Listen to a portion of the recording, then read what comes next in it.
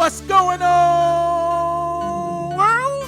And welcome to Clearing the Wreckage Podcast. It's the voice and your host, Kareem A. Rashid. And once again, I don't know what you got going on. You could be getting on the toilet, or you could be getting off the toilet. Hell, for all I know, you could be wiping your tushy. But I know that I'm ready, and so I hope that you're ready to clear the wreckage. Yes, indeed. Okay, what's up, my peoples? My fellow wreckage clearers? Yes. Welcome back to Clearing the Wreckage. We got a great episode in store for you today, and I promise you this episode is for you. Because I know that you're just like me, because if you're not like me, then you ain't got no reason to be listening to Clearing the Wreckage podcast. Ooh. I'm just kidding. You don't have to be like me to listen to this. However, you know what I mean. That just like me, we got some wreckage that we need to clear, right? That's all I'm saying. Let's recap last week's discussion. Last week, we talked about becoming brilliant.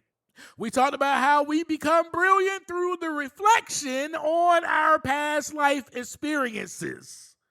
We also talked about what brilliance is. How brilliance is realizing that life is a series of experiments happening for us rather than to us. Yes, for the betterment of us rather than the detriment of us. That everything that is happening is not just happening for a reason, but it is happening for us to become brilliant and grow.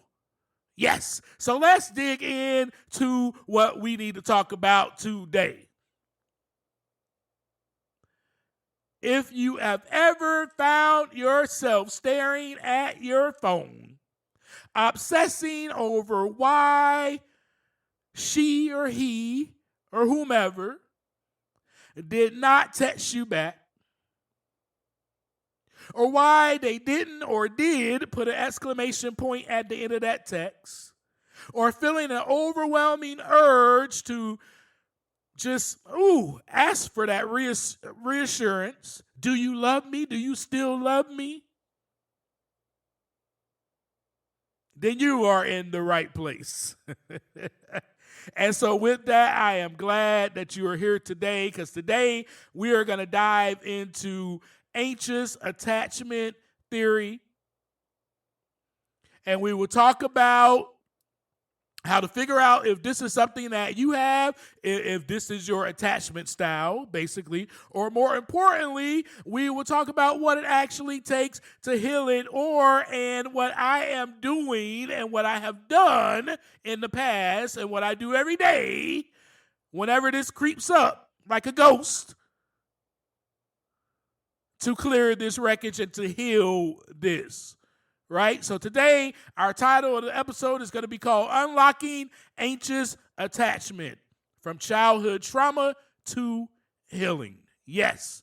So what is attachment theory? Let's get on the same page with that. This is something that was developed by psychologists, and this theory basically suggests that the way that we bond with our primary caregivers in childhood stages shapes how we will bond and navigate with our intimate relationships in adulthood. Yes. So now anxious attachment is actually one of the insecure styles. People with anxious attachment style generally have a deeply rooted fear of abandonment and unworthiness. That is because their emotional needs might have been met inconsistently in the past. Their nervous systems were wired to constantly look for signs that their partner is pulling away or leaving. Yes. So have you ever heard of the term self-sabotage? This comes from that as well, and we'll dig into that more later on in the next few weeks. Okay? But I wanted to share about this with you because this was me. This is me. This is why I am sharing this. This is something that I did not know that I was going through when I was married. So remember how we talked about last week, every episode lines up. So we talked about last week about becoming brilliant, and how you do that is by reflecting on your past life experiences. Well, doggone it, I was reflecting. And I was reflecting how in my marriage I was going to therapy and I was learning things, and how after my marriage I still was going to therapy and I was learning things about myself, and I was reflecting on the inner parts of myself. And I was asking those questions. Remember? The what, the so what, the now what? I was asking myself those questions. But even in my marriage, I was trying to figure out. I was panicking. I was filled with anxiety. We've had those conversations before in the past. Go back and listen to those previous conversations and episodes. But I want to take a step back, and I want to share something really personal with you, and I want to get vulnerable with you for a moment. For years, I thought I was just too much. I thought I was inherently needy or overly dramatic or just unworthy of love, and I just thought I was broken when it came to love. And I definitely felt all of this while I was married, y'all. I felt all of it while I was married, and I even felt it even after my divorce. But I would sit in my room at times and stare at a blank text thread, my heart racing, beating fast up against my rib cage, in panic, convinced that a 4-hour delay or a 3-hour delay or even a 30-minute delay in reply to text message, that is, it meant that my entire relationship was burning to the ground. Have you ever felt like that? Let's just take a pause right here. Because this isn't just about me, even though it is. Do you see yourself in that? Do you see that maybe, oh man, they haven't responded to me. It's been 2 hours. Do you see that maybe, or feel some type of anxiety when that happens? This is what I want you to do. I want you to assess yourself, examine yourself as we are having this conversation. And as you know, as I've shared with you, in some cases, in some stages of my marriage, this was true. My relationship was burning to the ground, which was worse for me because that meant I could not trust you or anyone. But I remember sharing this with my therapist. And I remember sitting there in her office, bracing myself for her to tell me that I'm being completely irrational. Instead, she looked at me with total compassion, and she said something like, Kareem, you are not broken. You are anxiously attached. Everything that you are feeling right now is your nervous system doing exactly what it was programmed to do to keep you safe. She said this, and it changed my life. Whew. Now I can breathe. Because hearing that was like a massive exhale. For the first time, I realized, well, my panic wasn't necessarily a character flaw. This is psychological.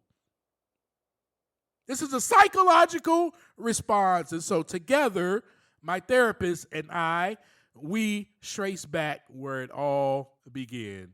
And that, my friends, was my childhood. And for you, is exactly where it begins too, in childhood.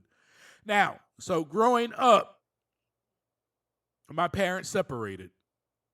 And then they went through a divorce. And as a kid, I really didn't know what was happening. I didn't know, my parents are separated and they're getting a divorce. I didn't know what was happening. I was just a kid. All I know is that I did not see both of them in the house. We were no longer eating dinner together as a family. I was being handed over to grandma or to my aunties and uncles. And then I was not seeing my dad. That's all I know. So as a kid, whenever your foundation cracks and the people that were supposed to keep your world stable part ways, your brain registers it as a literal threat to your survival. I felt unstable. I felt unsafe.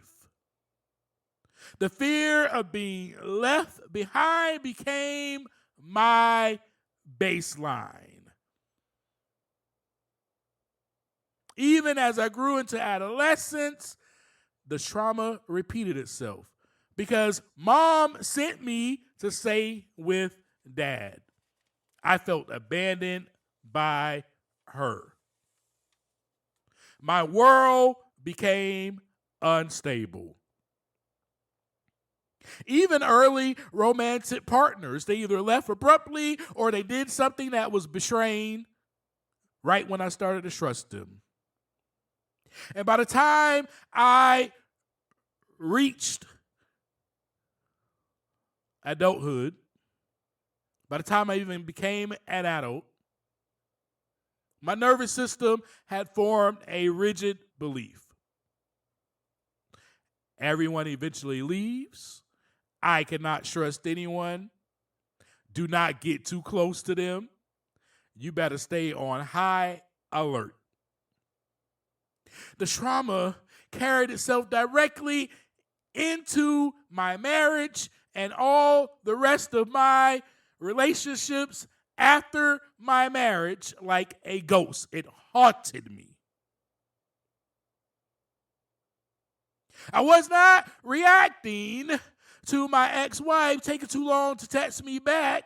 No, it was my nervous system flashing back to the child of divorce and a teenager who was abandoned.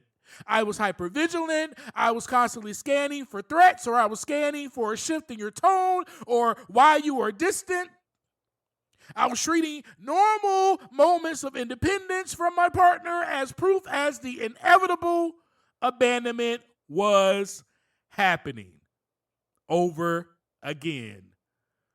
Does any of this sound familiar to you? I am so incredibly grateful for my therapist. I'm grateful that she held up a mirror for me to look into to see myself. As helpful as that was, though, she also reminded me that the healing was all up to me, that I must do the work. So it was time for me to do the work. And that's what I want to share with you today, because I want to dig deep into, I want to make this a series, but let's start with this. How do we move then? Once we find out, okay, I'm anxiously attached. Okay, this is heavy to deal with. How do we move from that to actually doing something about it? Well, you have to actually teach your body that it is safe.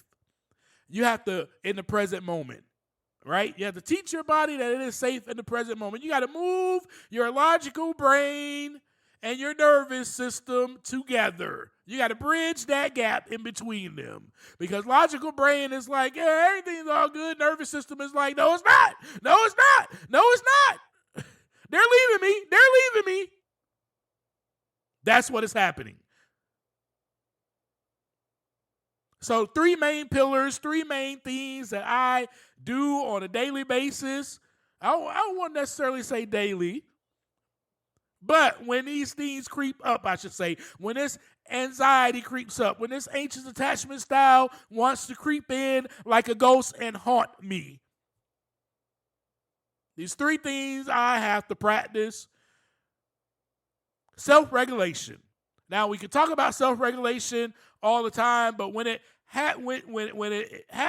needs to be used the most is over crises management. And let me explain that a little bit. When that anxiety spikes, when you feel that anxiety spike, your first instinct, especially in a relationship, is to reach out to your partner to stop it, to make it stop, to make the anxiety stop. You may want to reach out to them and say, hey, what's going on? You haven't responded to me. You want to pick that phone up and respond right away. You haven't responded. It's been 20 minutes. What are you doing? This and that, and once you get that response or that reassurance, I should say, from them, that external validation from them, then the anxiety goes away. Then you're back to normal. You're back to logical brain. Ow, my feet are killing me. My bad, y'all. My feet hurt. You're back to logical brain. I had to move around a little bit. I'm at my desk, and my feet are starting to hurt. Anyway, that's neither here nor there. So that process that I just explained to you is called co-regulation. In order to heal, we need to practice self-regulation, right? We can't depend on our partner to regulate us. We got to regulate our own emotions, our own nervous system, right? So next time you are triggered, try putting the phone down and take a deep breath and ground yourself with your own body before reacting. Simply pause when agitated. Okay, my anxiety spiked. Oh, I'm left on red. Why am I being left on red and there's nobody typing? I don't see the 3 dots. I don't see the 3 dots. Uh-oh. Or you see the 3 dots and they disappear. Uh-oh. Pause. Take a deep breath. Practice restraint of pen and tongue and text. Put the phone down. Okay, I haven't heard from them. I haven't heard back from him or her. Your anxiety is starting to spike. You wonder what is happening. You obsess over this. You obsess over the fact that they may be mad at you. That's what you're thinking. Oh, they must be upset with me. Pause and take deep breaths. This is part of what I told you before that my therapist was telling me that I needed to do. I needed to name and tame it, but I also needed to learn to pause. I needed to learn to sit in my anxiety and let it go away because I am safe. The second thing to do is to talk to yourself as if you are a loving parent talking to a kid, because that is really who we are trying to convince, or that's who we're trying to comfort, that inner child. So this other step is called inner child parenting, because it's the child that is not okay. It's the child that is remembering, right? Remember how when we're triggered, your nervous system is flashing back to childhood because you were left as a child. It's flashing back to that.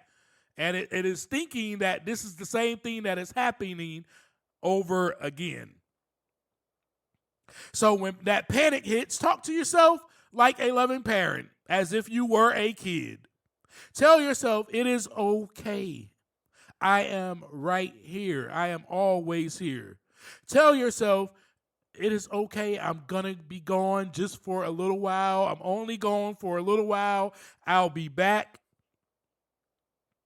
And when I come back, I'm going to hold you. I'm going to comfort you. We're going to have our normal nightly routine. We're going to watch a movie together, eat some popcorn. We're going to eat some ice cream. I'm going to tell you a bedtime story. I'm going to hold you while you're in bed. I'm going to remind you that you are safe and that I am always here.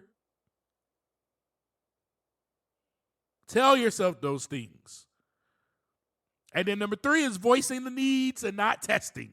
Right? Because it's easy as an anxious attached person like me who has that anxious attachment style, it's easy for me to drop a hint.